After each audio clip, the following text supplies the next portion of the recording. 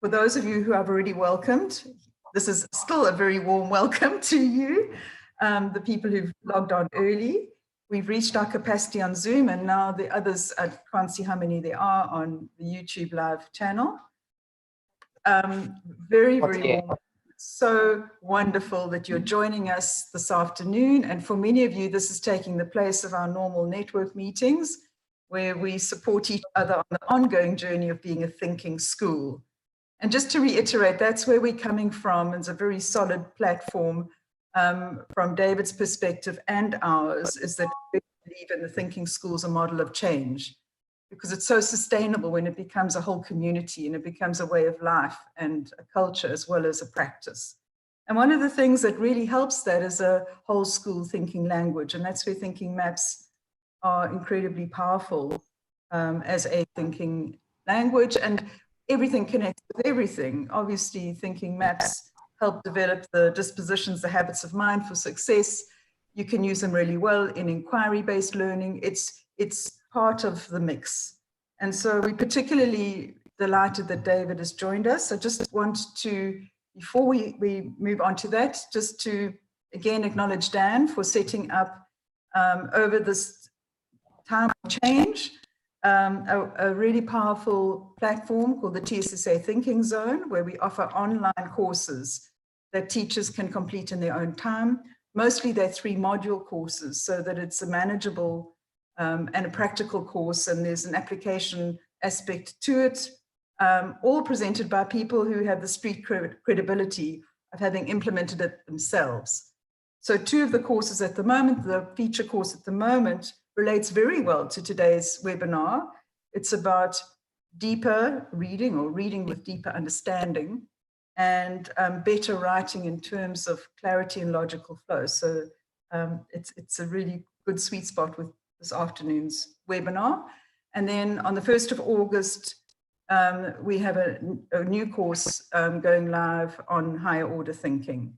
So we really hope that everybody here today will have a good look at the thinking zone and have a look at how we can support you on an ongoing basis. But now we're going to hand over to David and thank him so much for joining us this afternoon. And I'm really look forward to an ongoing collaboration with David, and particularly in the area of research and sharing great examples that will inspire others. David, over to you. Great, good. Well, again, welcome everybody. I'm just getting going here in California in the early morning with a strong cup of coffee to get me going. Maybe it'll be tea another time of the day, but it's great to be here virtually. I've been to South Africa several times over maybe the last 10 years. With great excitement, looking at what's going on, the expertise that's being developed by TSSA. So it's really, when I got this invitation to be here, I was wondering about, well, with this expertise and the depth of knowledge that's out there, what would be really the topics that might bring the work forward at a deeper level, and provide some practical applications. I mean, this is a difficult time around the world, and here in the United States, of course, getting even the information out about what's required, and then thinking about misinformation, disinformation, a whole range of issues around media, and obviously it overlaps deeply with politics. But it really gets to the depth of, I think, what critical thinking is, and if you want to call it higher order thinking, in the sense of establishing with students their own internal language for thinking through ideas, for thinking through information. So what I'm going to do is really work with you today, virtually, on the ideas of, well, a couple of 3 things, really. First off, something that you may not have worked with a lot, which is the frame of reference. We oftentimes, with the thinking maps, talk about, here are these 8 maps. They're based on fundamental thinking processes. We want students to learn them. Yet a really essential part of the thinking maps model is the frame of reference, which we ask students to draw basically a rectangular frame around each one of the maps. So I want to start with that, and then I want to really move into the idea of fluency. How do we develop deep fluency by students, and why would we even do that? Why would we move from basically using them as really strong teaching strategies to a focus on student fluency? And I think we'll be able to really look at that a little more closely, looking at actual student work. And that'll lead to the third part of today's work, which is formative assessment. And this is something that is, one of the things I learned long ago when I was teaching is what you're basically assessing is what is going to be taught. And so one of the things that's assessed typically and around the world is content. That's what the specific focus of our teaching has been. Teaching, learning, and assessment is content, which for the most part is really powerful. But what we know about content now is that we have baseline textbooks and a lot of information across all the different disciplines, yet we're not really strong in the area of assessing the development of student thinking, even though we know so much about it. Cognitive science has been around for well over 100 years, the brain research, yet we don't really have I would say, a very practical way on a day-to-day basis to do formative assessment of both content and process simultaneously.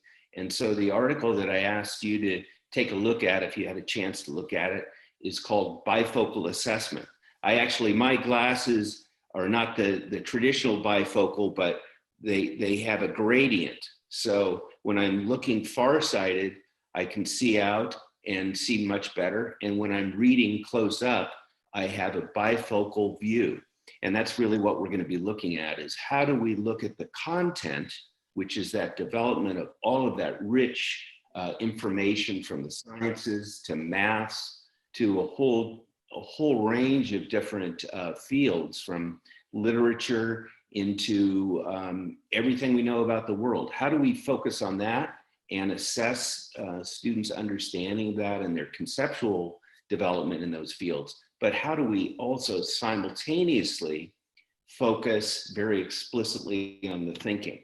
So the three areas that I want to work with today on are basically framing and fluency and formative assessment.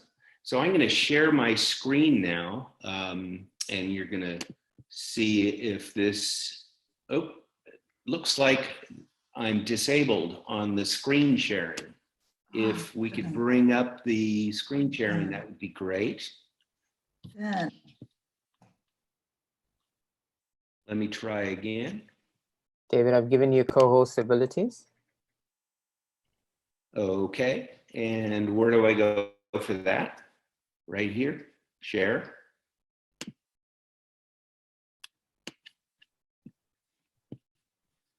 Okay, and do you see now my PowerPoint presentation? Yes, we do. Great, great. So today we're going to look at framing and fluency and formative assessment with the Thinking Maps model. And I'm going to start with this question. It's maybe too early in the morning for me to ask this question. Maybe it's better for you here in the afternoon, is what is meta?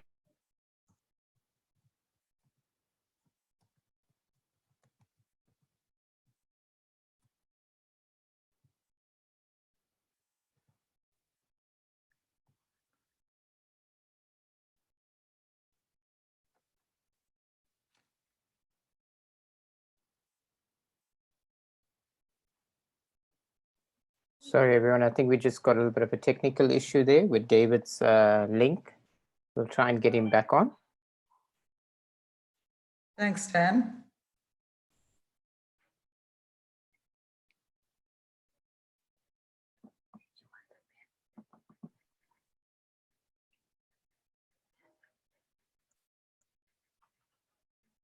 David has left. I'm sure he'll be joining us back. He just lost his internet connectivity. We apologize for that.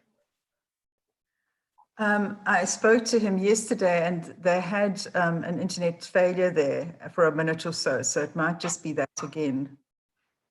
We don't realize that's not a uniquely South African situation.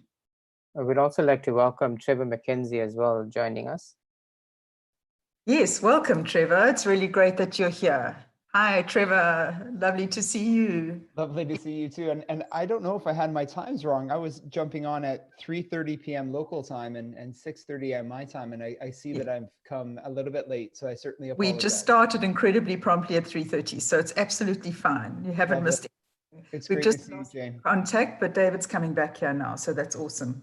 Great. And good morning, good afternoon, everyone. And looking forward to hearing David share his expertise. There he is back again. So. There he is. Okay, cool. Dan?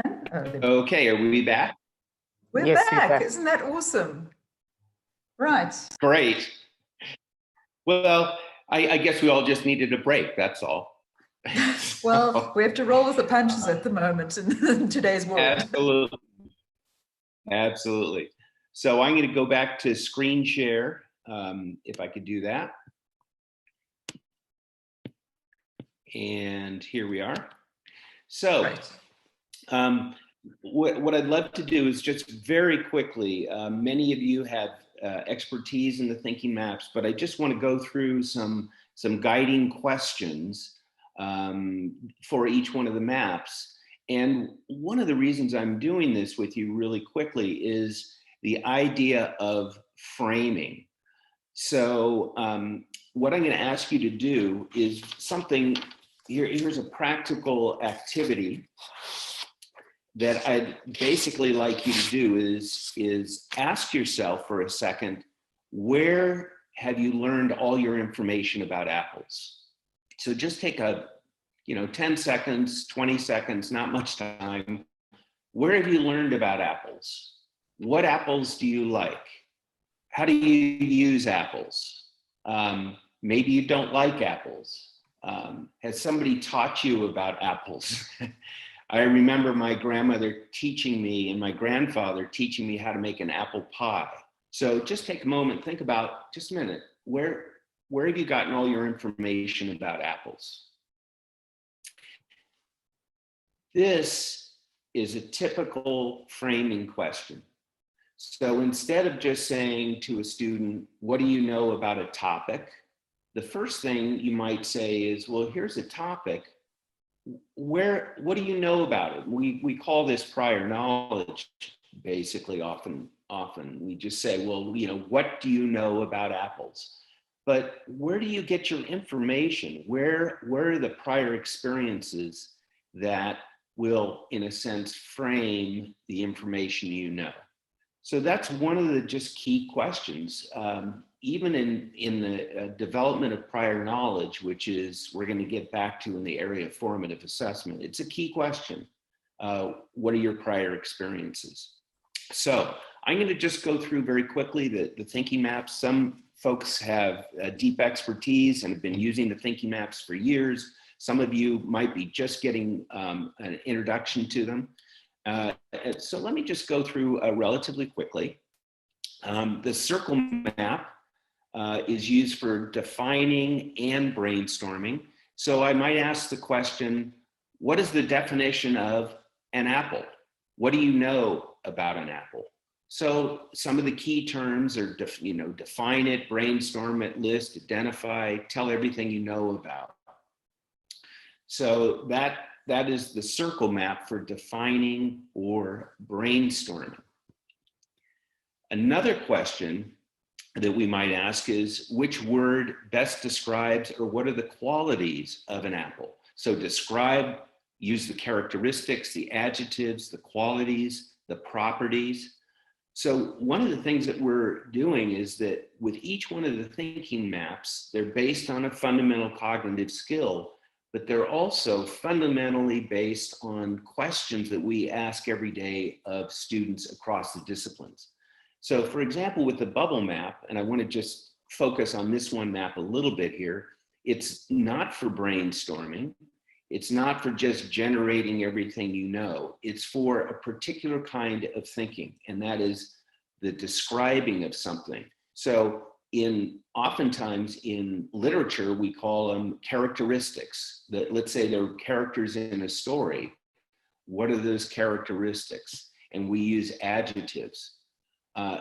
In science, we use the term properties. What are the properties of some element? In mathematics, or maths, as they're called there, what are the attributes? So one of the key dimensions here is seeing that the maps represent cognitive processes. They represent fundamental questions that we ask. They're a tool for having students display what they know in their thinking, but they're also keyed into fundamental vocabulary and kinds of questions we ask across disciplines. So that's the bubble map for describing. The double bubble map, which is playful in a lot of ways. A lot of people compare it to the Venn diagram, but this is much more organized, dynamic, and reflects the capacity of comparing and contrasting. So how are an apple and an orange, or an apple and a lemon compared? How are they alike and different? Please compare and contrast. What are the similarities and differences? By the way, as we ask this question all the time, I was just reviewing a national curriculum, and the question about comparison comes up everywhere. So when students have the vocabulary, they've internalized the questions, and they have a tool for doing this. They have a way into answering your questions when you say, please compare to leaders in history, to politicians that are running for president. We have an election coming up here in the United States. I would ask students and all of us to compare the two leaders that are vying for the presidency. So fundamental to how we think and the questions that we ask. The tree map is for grouping ideas. So this is typically main ideas, supporting ideas, and details. We categorize things all the time. In the sciences, we call it taxonomy, a fundamental process that's been around forever. And you can inductively and deductively use the tree map for grouping ideas. The brace map. Let me go back, by the way. So a tree map, you might organize all the different kinds of fruit that are available in your market, or in your economy, or available to you. In some places, apples aren't grown. So an apple wouldn't even show up in a tree map in some places. So the idea is that the tree map could be used for organizing fruit. It could be used for organizing fruits and vegetables. It could be used for organizing everything that is in a market that includes the produce that we are looking for. Now, the brace map is for part-whole relationships. So what are the physical parts of something, and what are the minor or smaller parts of it? So, and again, in the sciences, we call this anatomy. In literature, we might call it the setting, the physical setting. In geography, we're looking at physical states. There's just a whole range of uses for the brace map, particularly focused on the actual physical object. So what are the parts of an apple? What are the minor parts down to the stem and seed and the meat, the whole range of components, basically. So the flow map is for sequencing. Which of these steps comes first? What are the stages of? So we look at sequences, stages, cycles, patterns, steps. I'm staying with the science field for right now. Oftentimes we're looking at physiology. What are the sequences of any kind of system, sort of cycles of the growth from a seed to an apple, which brings up, of course, the existential problem of which came first, the chicken or the egg. But right here, what we're looking at is, what are the sequences? It could be the narrative of a story that you're reading in fiction. It could be really dynamically the narrative of history. It could be any kind of sequence in problem solving and in maths. A lot of folks, though, a lot of students actually come out of school really focused on sequencing, because we do a lot of it. We sequence all the time, but it really leads into the kind of questions that are deeper, I believe, deeper in a different way, with questions that deal with cause and effect. Why did this happen? What are the benefits? What are the outcomes of this? What caused this to happen? What are the effects of it happening? So cause and effect reasoning, and the real dynamics of a system.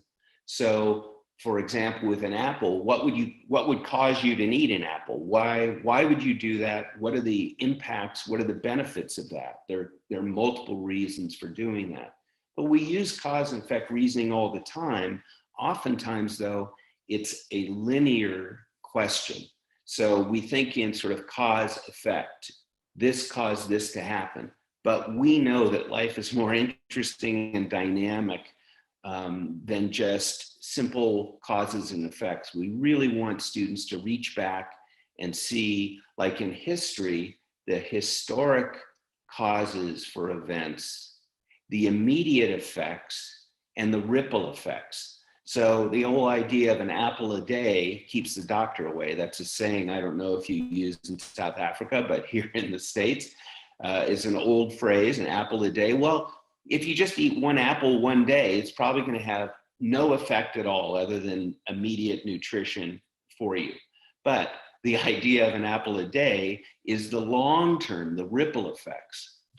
So one of the focal points I think a lot of teachers get sort of fixed on are the sequences of things. And that can be very powerful, but it's also shifting that dynamism to a much deeper multi-flow map and the kind of vocabulary. And last, but not least, is the bridge map for seeing analogies. And a lot of people look at analogies as being very complex. Oh, it's a higher order thinking process. But in fact, making analogies is as simple as the color of the apple is red, just as, well, the color of the sky is blue, the color of the trees that I'm looking out my window at are green. The bird that's on the feeder outside my window here is yellow. So you can start with a 3- and 4-year-old using analogies and building it out. And so this is really key to thinking processes, because when we bridge ideas together, then we're taking a central concept and bridging it from one side to another and keep extending it. So very quickly, I just went through the 8 thinking maps. And what's key here is developing fluency with these 8 maps. But it isn't just the maps. So what's key here is, how do we really focus students on being able to not just be able to use a map, but also to be able to ask these questions of themselves. So as we went through each of the maps, I would expect a student who has been introduced to the maps after, and some of this is developmental. So obviously with 5- and 6-year-olds, it's going to take a little bit longer, but within 2 to 3 months, every student in your classroom, every student in your school can be fluent with the maps at a basic fundamental level. If you had a chance to look at the video I suggested, you'll see that here is only a 2nd-year teacher, sort of a rookie teacher, is working with 1st graders, 1st and 2nd graders. And within 2 months, they were able to generate, after reading a story, which maps they would use for what. One of the things that you didn't see in that video is the teacher then asked the students, after they had thought about which thinking maps they would use, they went back to their desks and independently chose which map they would use personally to write an write up and sketch out and draw out using a map their thinking about the story. And then they did a short piece of writing. So this idea of going from reading to verbalizing their thinking, to visualizing the thinking processes, to a piece of writing with first and second graders, most people would find phenomenal, but it's actually quite natural once the students have become fluent. So let me also give you an activity that you can use around framing, because I sort of let go of this. Here's a simple piece of paper, okay? So what I do is I just fold it in half, and here's what I do. I take scissors, and I cut out the center, and what I have is a frame. So one of the things you can do is have students take a blank sheet of paper, create a frame, and write in anything that comes to mind about what is influencing whatever map that they're doing. And then they can lay it down there. So one of the things is with this, I call it a floating frame because it's always changing as well. So the idea is not just, are students able to identify the maps? Are they able to respond to your questions when you ask, which map would you use? But to what degree are they fluent, not just with the maps, but with that metacognitive question, how do you know this? Where did you get your information?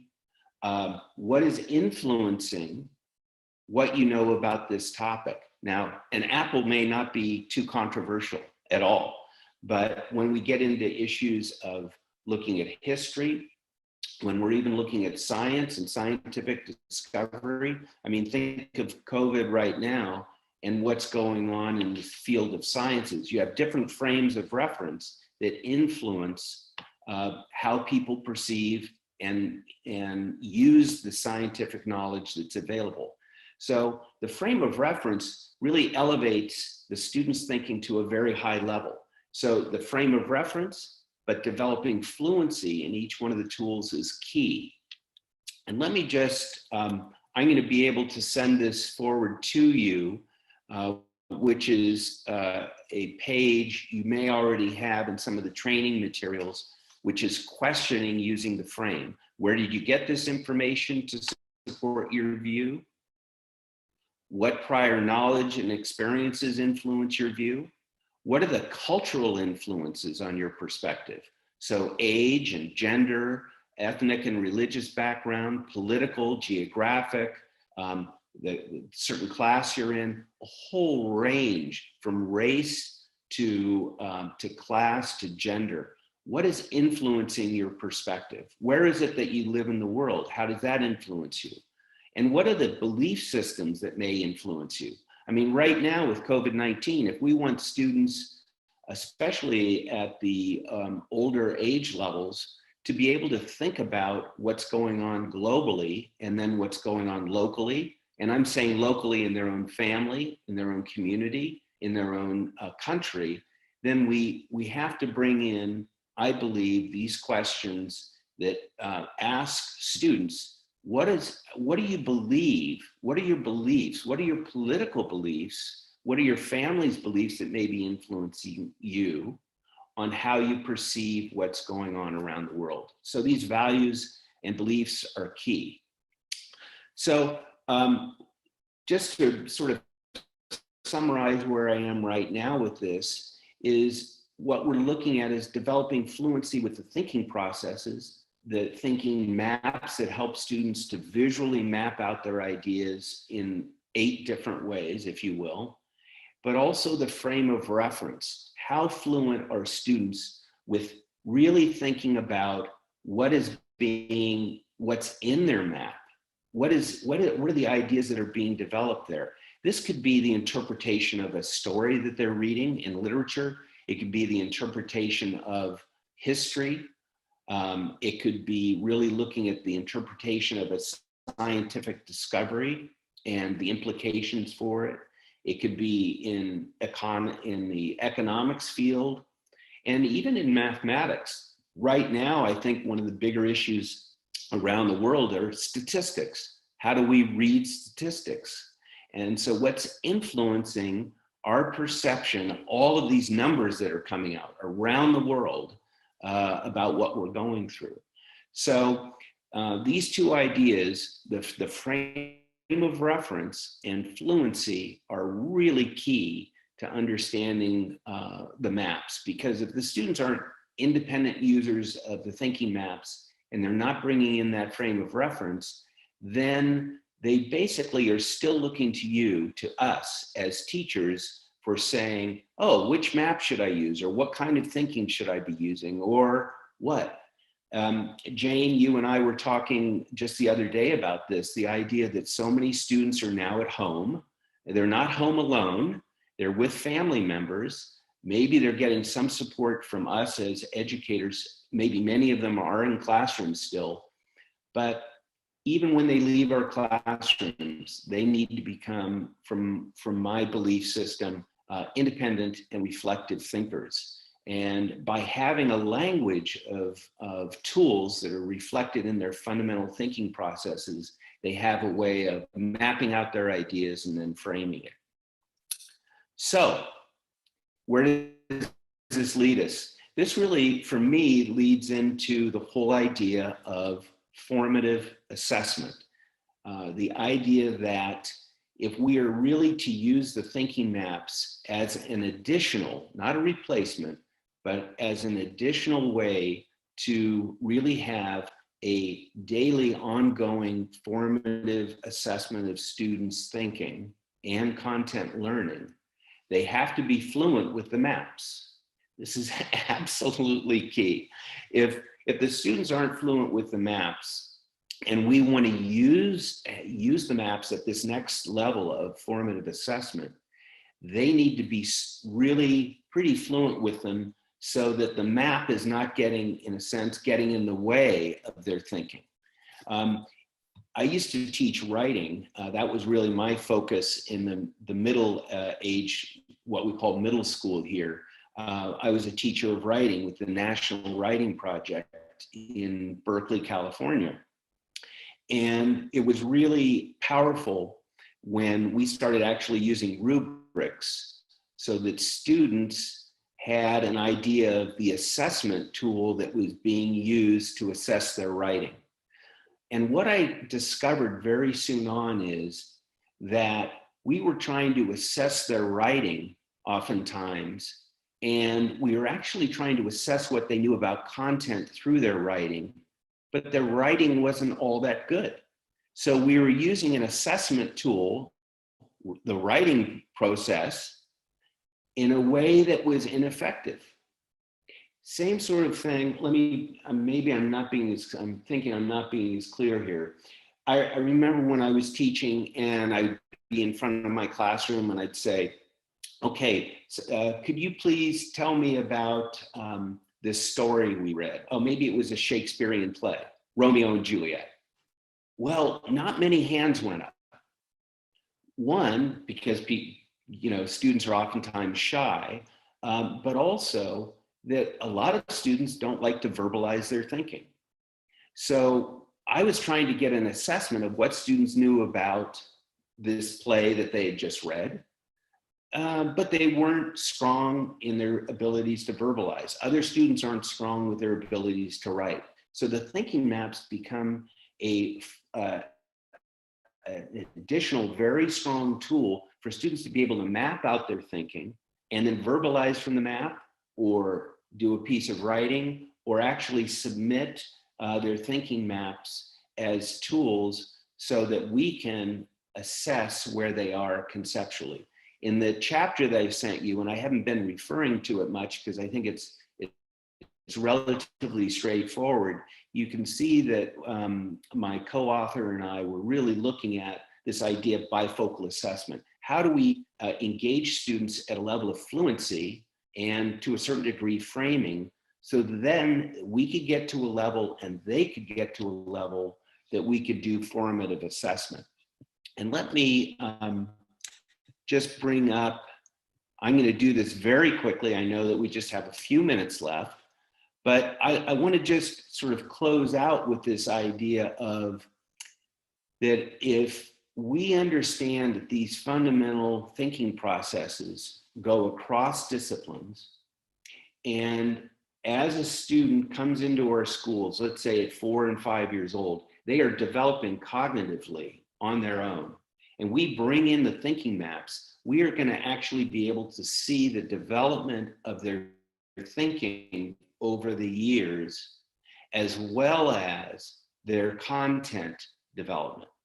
And to me, here's some examples. I'm going to go through these very quickly. This is sort of the speed dial approach here, right at the end, to get a sense of where students go.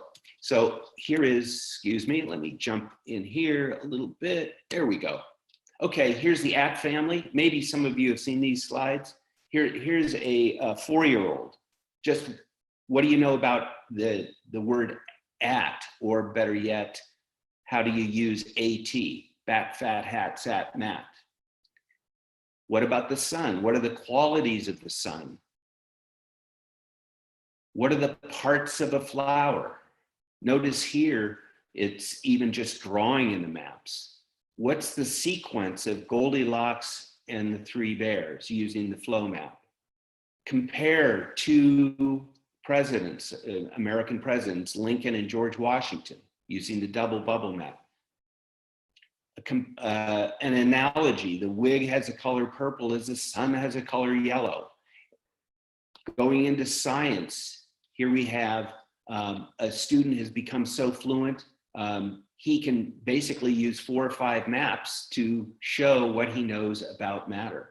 So I'm going to stop right there. I know that we just have a minute left, but I think that this is a really good example of a student who is able to use multiple maps together to show what he knows. And it's because he's fluent with the maps and he has a frame of reference for thinking about his thinking.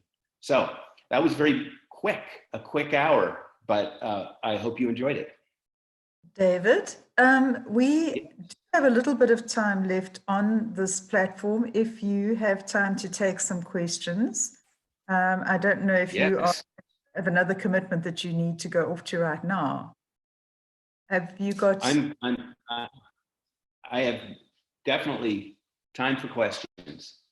That would be really great. So if I could just ask people to give us, and Dan, if you could check also on the YouTube platform, let's gather a couple of questions for David. Please put them in the. And then also I can proceed for another 15 or 20 minutes. I know perfect. That, if you're happy to, we're delighted. So oh yeah, I was looking at the time, and my time frames got a little mixed up. So this is sort of it's absolutely fine. We're delighted. Yeah, thank you.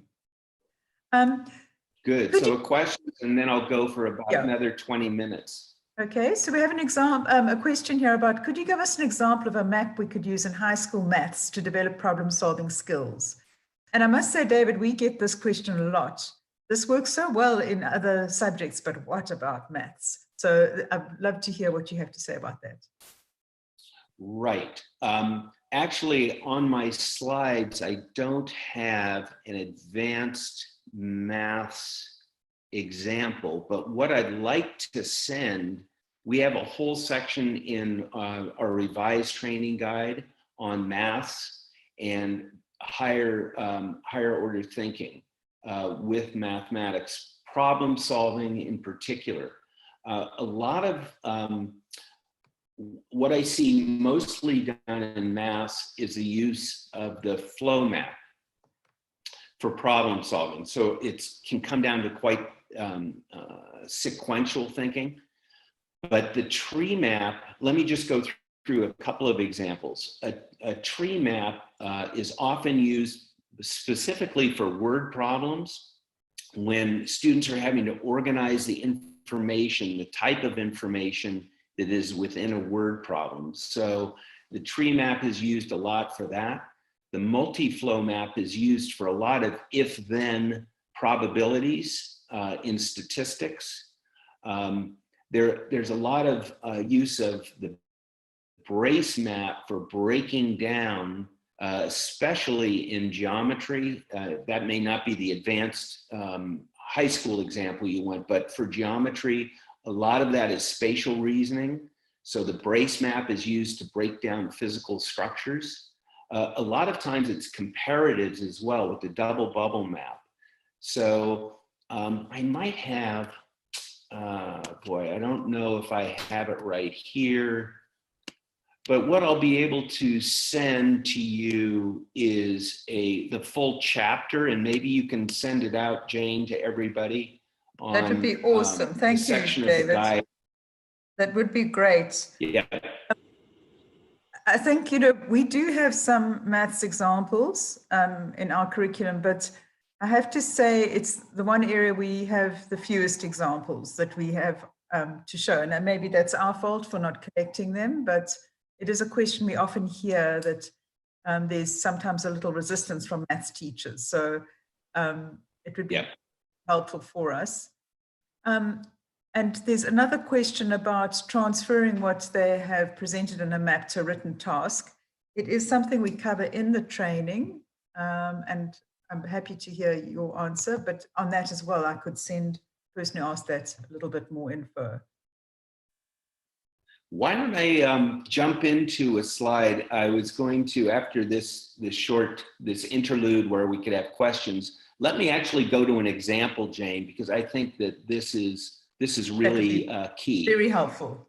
Very helpful. Okay, so here, let me give you, this is actually, I did a lot of work in New York City some years ago, a lot of work, especially in areas that were low socioeconomic status, a lot of African-American youth, and it was actually very close to Kennedy Airport. So at Kennedy Airport in the United States, you may or may not know, is a central receiving area for people from around the world. So this school, the schools that I was working in had this diverse student population with sometimes 50 different languages in the school. So this is not from, let's say, a typical suburban school in the United States.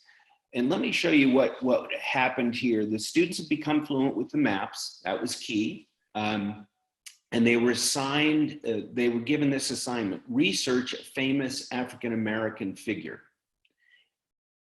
Map out all the information you've gathered about this figure and then write an essay.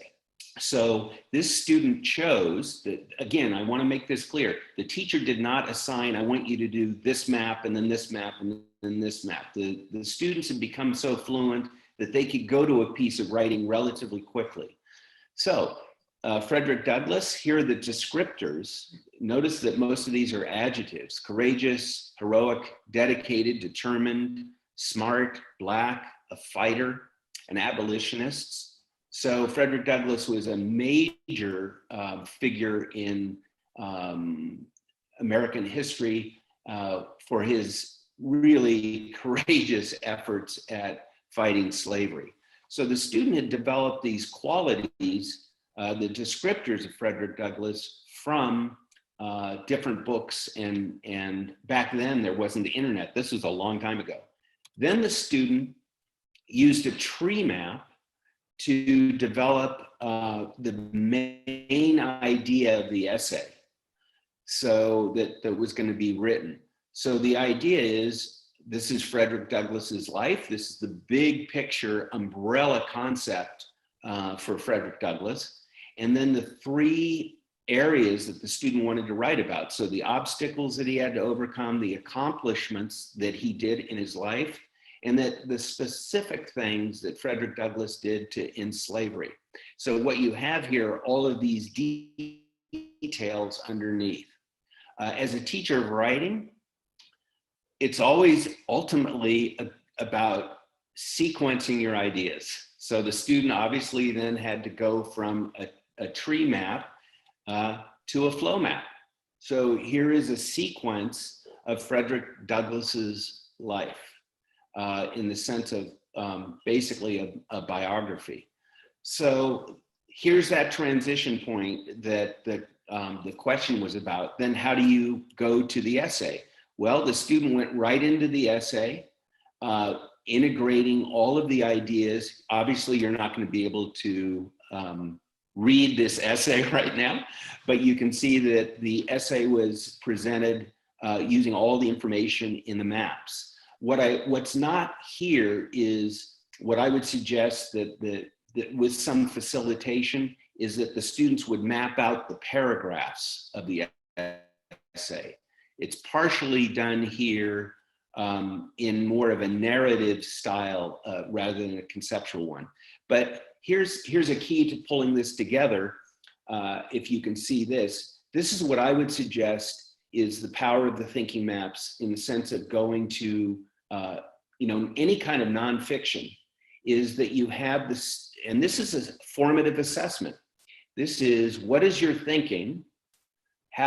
What's all the information you have? And then going to the piece of writing.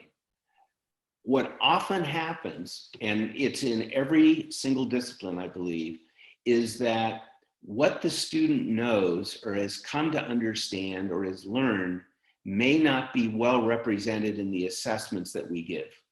And so if we were to ask the student, what do you know about Frederick Douglass? I want you to write an essay. Maybe the student created all of these beautiful, rich, deep maps, and that's all you'd have to look at. You wouldn't have to even look at the piece of writing. You could say, just a minute, this student has learned all of this content and has organized it in a way that I can read the maps. Now, the added benefit here is that we went to a piece of writing. So now we can assess the formative development of the student's thinking using the maps, but we can also begin to analyze and assess the actual writing process. How well is this final piece of writing produced? But both of them together become a powerful way into formative assessment. So great question. Mm. And David, we found in almost every single school, when they start to use thinking maps, this is one of the first things that is so apparently improved is, the generation of great adjectives, the ordering of writing, that it flows logically, and instead of throwing all kinds of ideas at a piece of paper, they are really well organized, and there's more understanding and more clarity. And that's something that Elmarie Peterson and her course that she's doing for us is really taking that in our curriculum to say, look, this really does work. It's really powerful. So thank you for that. Mm-hmm. We've got two other questions. Okay, so two questions. One is about editable thinking maps available, where teachers can edit as needed. And I know we quite like our maps at times just to not be too neat. They can, thinking is something that grows, and it doesn't matter if it's perfectly presented. In fact, messy thinking is often growing thinking. But that is just a question that is one of the questions about editable thinking maps. And then the other one is, I use some of the maps for starting off creative writing. The students tend not to want to use the maps, but prefer to go straight to the piece of writing. Do we need to still encourage the map skill? Okay, let me go with first the edit of editing the thinking maps, and then the messiness of thinking, and then creative writing. And so perhaps children are resistant to use the maps. Maybe it's something there that we need to encourage. Yes. Okay. So one, we do have thinking map software that's available. Of course, it costs, so there are costs involved. But that's something maybe we can talk about in the future, Jane, in the sense of making the software available. It's in the United States, we focus on the whole school use of thinking maps rather than selling individual licenses. And so it's a very low cost way where everybody in the whole school has access, not just to the Thinking Maps software. The students, all the teachers, they can take it home, use it, things like that. But it also means that fluency develops, and you can save the student work, and you can really edit, as from a teacher's point of view, being able to edit presentations and PowerPoints and integrate them in. So it's, to me, that's really key. The other thing we have, it's called the Thinking Maps Learning Community. And once a school acquires a license to that, then they also have endless examples of thinking maps from across the United States and from some other countries. So editing the maps is really key. Again, we do not suggest using blackline masters or pre-formed maps, even with 4 and 5-year-olds, unless there's really problems with drawing. There's a very small percentage of students that have fine motor problems. That may be the only area that I would suggest not going to. The messiness of the maps is a great question. I love this question, because one of the keys is that thinking is it can be wild, it can be messy, it can be really associative in its way. And for me, one of the keys is recognizing that we don't even, once the students have become fluent with the maps, they may jot down just a few words in a map. They may sketch out the map. They may not even put any words in it. I've seen students just create, let's say, like a tree map and not even put anything in there, and then they get the idea. They get the concept. They don't need to create the map at all. So think of it as a language that becomes so internalized that they're visually making the maps in their head. And this is, I think this is where the idea of fluency comes into play, is not just messy maps on a page, but it's messy maps in your head that help you to think through an idea, to get a concept, to crystallize a concept in your mind. You don't even need to use the maps.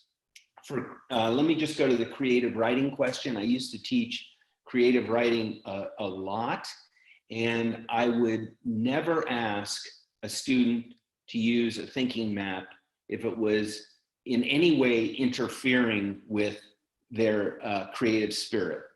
So it's one of those things, if the students have become fluent with them, then they draw on the map. I mean, they may start with the National Writing Project, we just called free writing, which is, associative writing. It's just journaling, just a flow of ideas. Well, that's really powerful. And then, and you may want to just leave it there. Why go beyond that? There might be so much right in that journal, creating a journal in free association, that there's, you don't want to go anywhere else. Though, if you talk to most writers, creative writers as well as nonfiction, they'll say ultimately they had to organize their ideas if they wanted to bring forward, let's say, a short story or even a poem or a novel, is that you want to develop in students that fluency of writing, but also a fluency of thinking. And so if on a page, students are making, this goes back to the messiness question, if students are making a massive messy maps, and if you'd seen some of mine, you'd be probably scared. They're all over the place. And that is exactly where we want to go. We want students to be able to do that. Yet, we also want them to be able to organize their ideas to get to that final piece of writing. And then I forget there was a last question there, Jane. We have a couple of others, but I like what you're saying, because it's an iterative process. Obviously we don't get to the final, result straight away. So part of the organizing. Yeah. Okay, a couple of other questions. One was just a comment, is just how useful thinking maps to actually be able to organize your thinking quickly in an exam situation. And instead of just jumping right in, it just helps you organize your thinking before you compose your answer. And So it was one point. And then the other thing was about, you spoke about the importance of a frame of reference. And I'm guessing that there are many answers to this question, but sort of how much thinking and time and writing would go into the frame of reference. For example, in the essay that you showed where, students were collecting information about a hero that they were going to write about, what kind of emphasis would you have placed on the frame of reference? How much would have gone into that? That's one of the questions. Yeah, let me answer that one first, and then I'll back into the test taking context.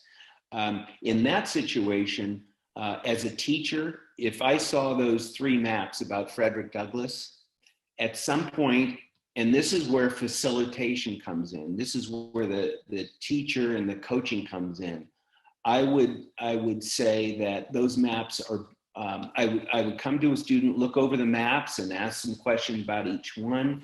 And I'd say something like, why don't you put a frame? I would suggest putting a frame around the bubble map that you describe Frederick Douglass. What are some of the qualities that you have as an individual that made you interested in Frederick Douglass? What are some of the experiences that you've had that are similar to Frederick Douglass's life or these qualities that he has? And so what is it that in your background that has come to light around issues of slavery? I mean, right now and globally, we're looking at Black Lives Matter here in the United States and to a certain degree globally. So that question of what is in your background that's really influencing your even understanding and gathering information about Frederick Douglass. So that would be really key. Now, sometimes, you can overdo it with the frame of reference. You can, the metacognitive question becomes spirals down and you go, just a minute, we're asking this too much. And sometimes it's just like, get on with it, right? Just let's do it. And it's not important. So I think part of it is just having, when I use this example of this activity with the frame, it's sort of like the My Story activity that we ask students to do. What is your background? What has influenced your life? And the more students are just aware of that intuitively or sometimes explicitly, it drives how they do everything in life because they're more reflective in their own thinking. So I wouldn't overdo it with the frame, but I would use it as a very rich go-to place for us as teachers to coach students to think more deeply about subjects that they otherwise wouldn't. So to me, that's really key. Let me answer the other question because I do have a slide that I can show, the one about questioning in the midst of the tests. When I was first developing the maps and presenting them to teachers, they were saying, well, just a minute, we have all these assessments and how are students going to perform on the test? How do they use the maps on the test? Well, one thing is if they're fluent with the maps, when they get to a question that says, compare these 2 figures or compare these 2 things, immediately they're visualizing, most students are visualizing a double bubble map and they're making it in their head. So here's an example of a student who I was at a school, and this was a 5th grader, so 10 years old, and they had just had standardized tests, and the teacher came out. I was at this school the day they were doing the standardized test, and the teacher, one of the teachers that I had trained, came out of her classroom. I couldn't go in because it was, proctored, if you will. And the teacher came out and she said, my students are using the maps during the test. I didn't tell them to because they can't give them those kind of strategies. They were using them during the test. It was really exciting. I said, hey, go back in there and just asked the students to jot down their thinking, what was going on when they were using the maps. Because I really was, part of my frame is as a researcher, I'm really interested in, on a very pragmatic basis, what happens with kids when they're using the map. So she went back into the classroom. She asked students to just jot down a few notes about how they used the maps on the test. So I'm going to read this. It may not be large enough on your screen. So Lauren, and this is straight out, I used the flow map, and we've been using them so much that when I got done my first box, I didn't need to use it because the flow map was in my head. I got my topic sentence down, and my details just seemed to flow right out.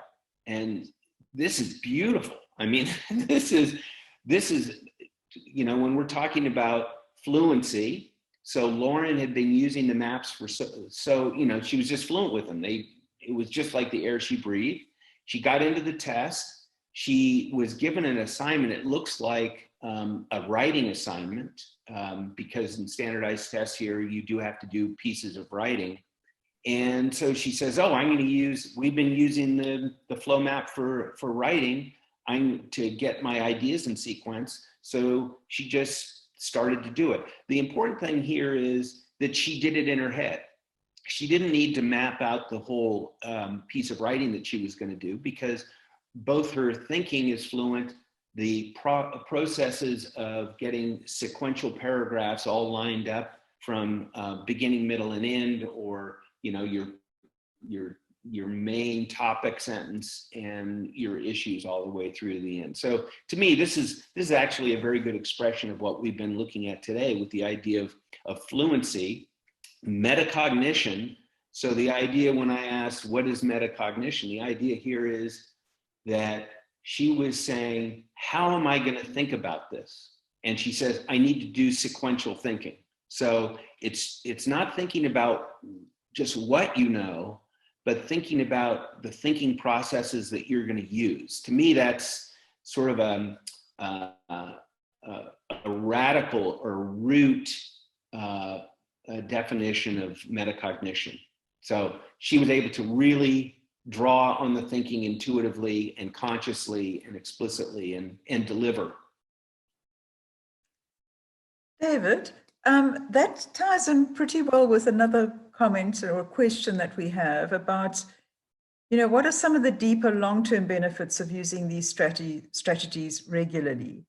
And it was great that you spoke about that kind of fluent metacognition. It just becomes something that one really becomes aware of how you're thinking, and you're able to organize your thinking.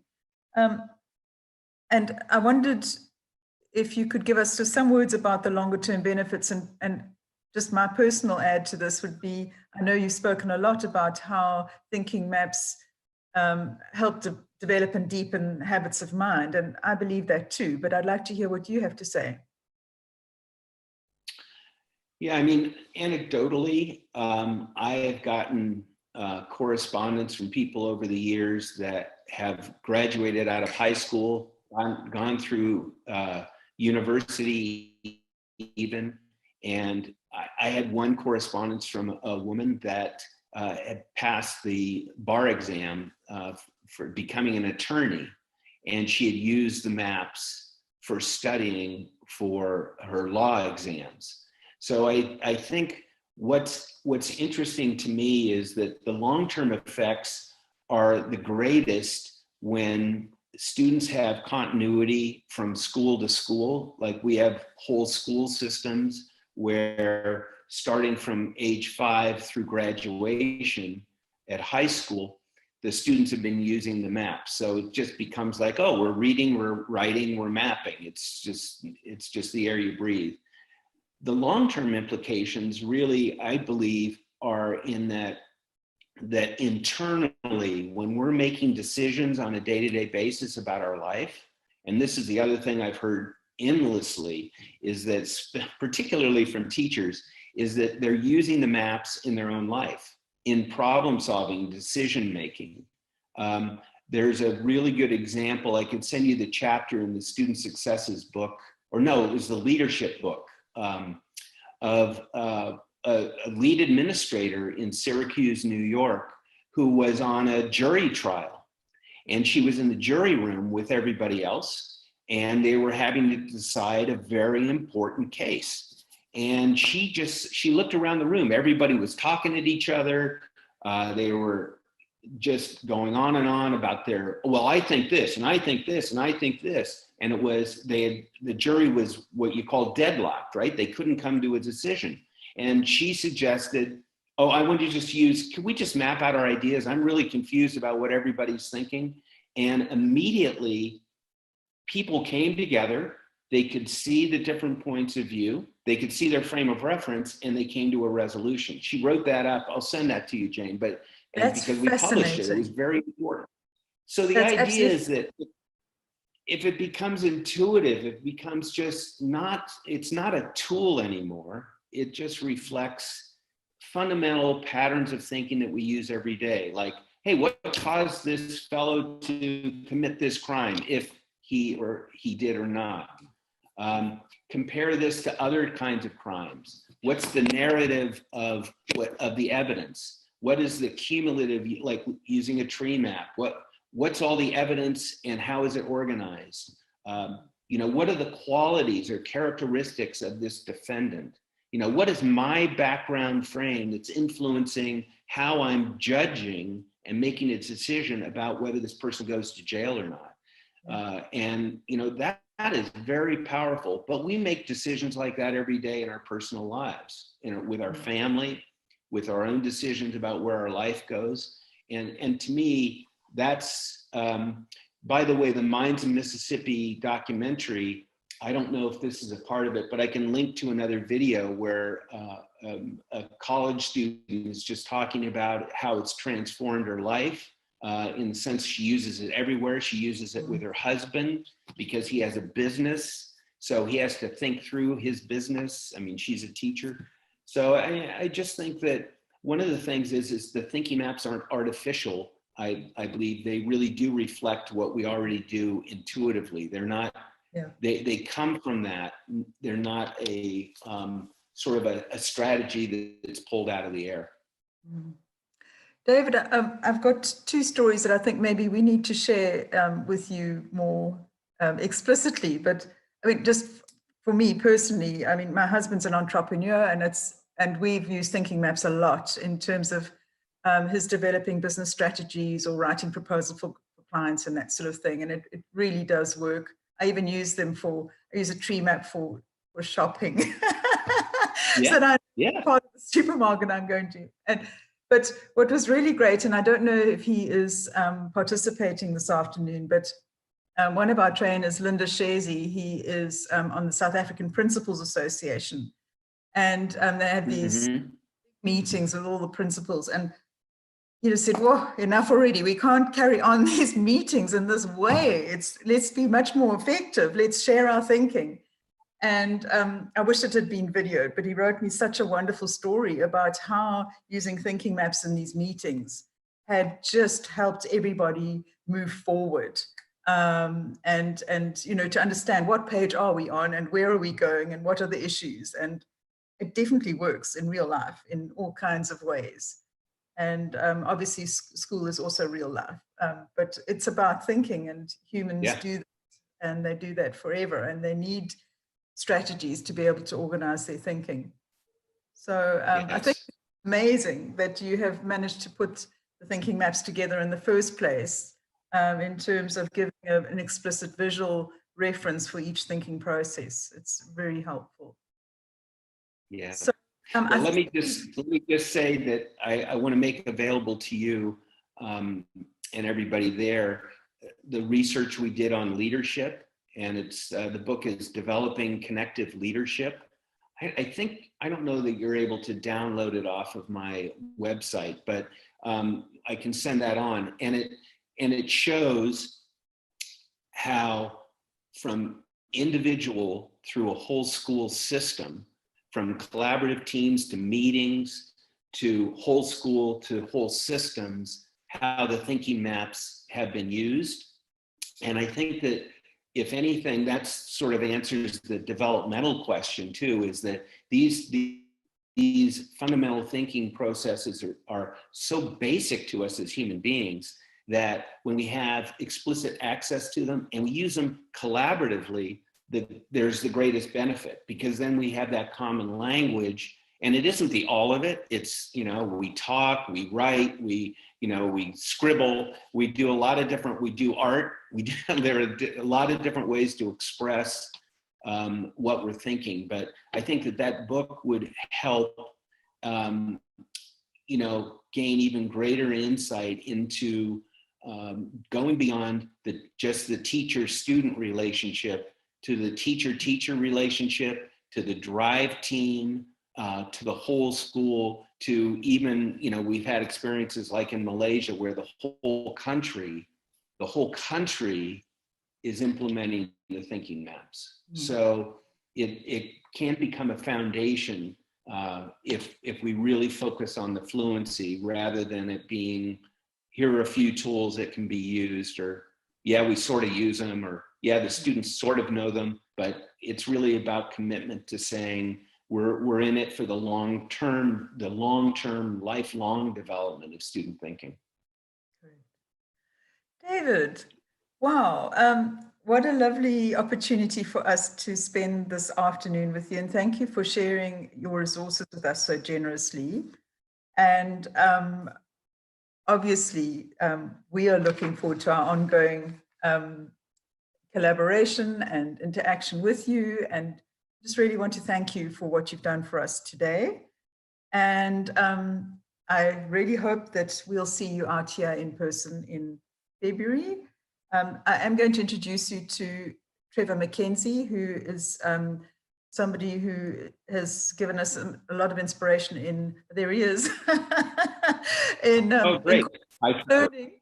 And I've been wanting to introduce the two of you to each other. So maybe that could also, we spoke about probably putting a, panel discussion together sometime, and I'd love to have both of you on that. So thank you for both of you for helping us, develop and deepen our practice. And it's a joy to, for us in South Africa to be connecting with people around the world and learning, and we really appreciate that. So thank you, Jane. Thank you so much. And David, I just want to say it was fantastic to finally hear you speak. I've obviously been following along your work through Thinking School South Africa, and so to spend an hour with you listening, it was quite powerful. So thank you so much. And I look forward to connecting with you in the future, David. Thank you, Jane. Well, thank you everybody for attending this afternoon. It is the most chaotic time I think we've ever experienced. And what always gets me out of bed in the morning is the passion of teachers that are so committed. And today is also a sign of that commitment. And thank you to all of you. And David, especially, thank you for joining us and for giving so freely of your time and your wisdom. And thank you, Dan, for getting this whole platform together and overcoming many obstacles on the way. So it's really been fantastic. And to everybody who has listened today, we are here to support you. We are going to be using the Thinking Zone as a place to keep you up to date with what's going on and how we can help. But we are here, we can chat, we can video chat. We are here to answer your questions and to be a sounding board for you. So thanks a lot, everybody. It's been awesome, really. Great. Well, thank you so much. Okay. Much appreciation. See you next time. Thanks a million. Bye. Take care, everybody. Be well. Yes, you too. Bye-bye. Bye.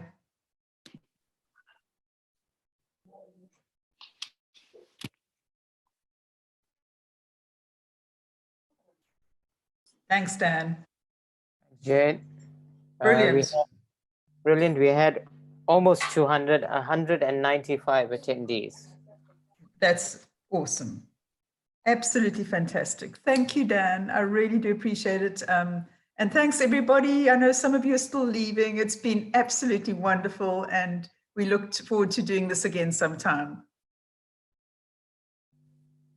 Thanks, Jade. Have a great evening. You too.